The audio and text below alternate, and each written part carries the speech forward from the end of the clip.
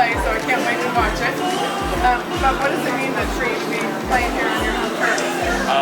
It means the world, honestly. Like, just a lot of hard work, like that nobody sees around here, and like maybe like the locals and stuff get to see it, but like they never get to see it live. You know what I mean? It's different, like having a live experience, having like being able to see things in person, and really getting to enjoy the experience rather than like watching it on your phone and seeing the screen. People, I mean, it's like so common nowadays. Everybody Facebook Live and just trying to get like stuff out there, and like I mean, you appreciate the support there, but like to actually be able to feel the support this weekend and like really be able to interact with so many people has been awesome so far. And then not only on top of that, like helping people, but also like people that like I go and travel and play against every weekend. It's like awesome. Like they get to see what my like home is about and like everything that like goes into it.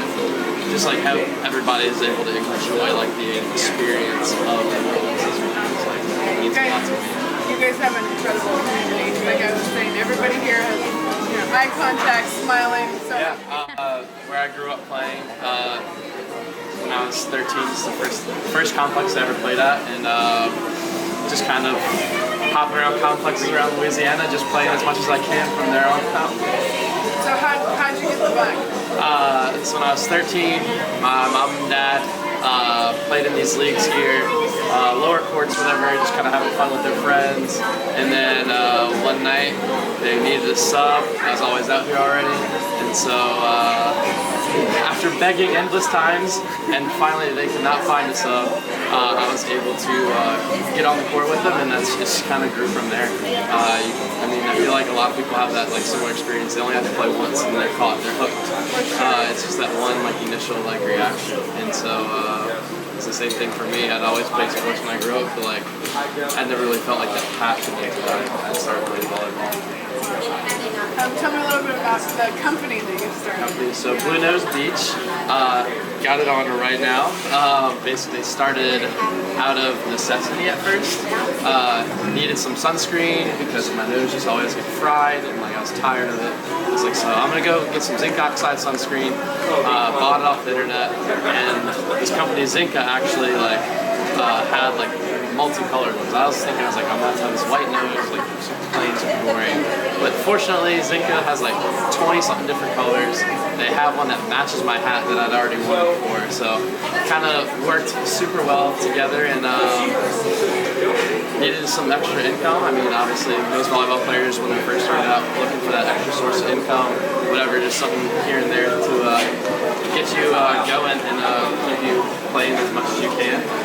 So this is what I started up to try and take advantage of an opportunity that I saw.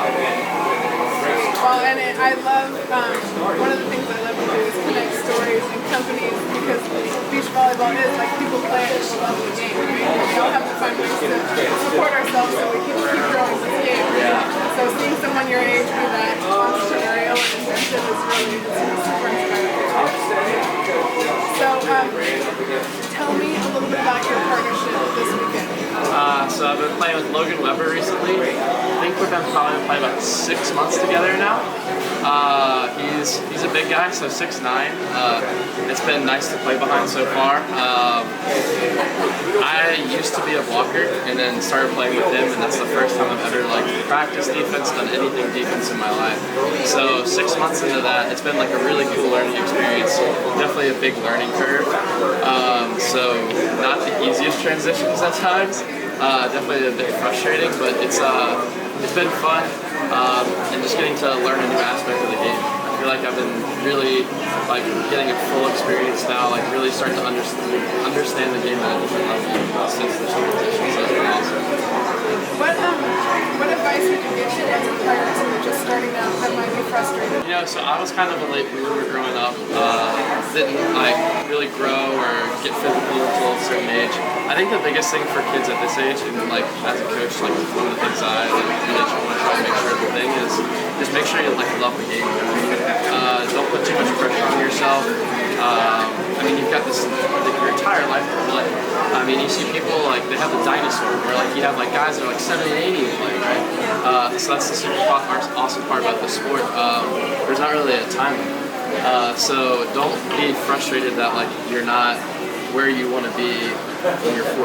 Like our biggest thing that we tell our kids is like, we don't care about where you're at today. We care about where you're at in a year and compare to yourself today.